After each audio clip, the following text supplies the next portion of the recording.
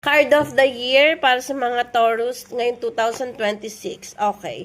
This card showing Ace of Swords. So, ang ibig sabihin nito, may mga bagay ka daw na malalaman, matutuklasan, but you need to fight for that. Sabi dito sa cards, may i-align ka daw sa isang sitwasyon na maaari kang masaktan, you feel loaded and full, pero magbubunga ito ng maganda sa'yo. So, expect mo na magkakaroon ng complicated sa iyong mga sitwasyon ngayong 2026, pero ito yung makakapagpa-brighten sa'yo.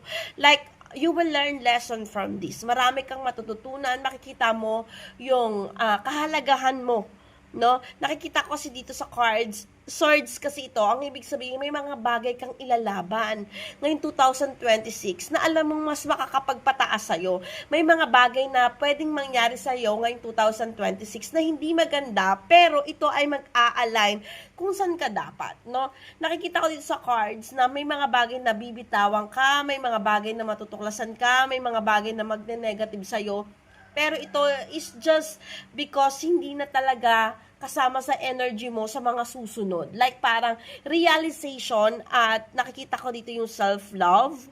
Mangunguna ngayon dito na hindi muna ang ibang tao, kundi ang sarili ko muna. Ito yung sinasabi ngayong 2026 para sa iyong card of the year.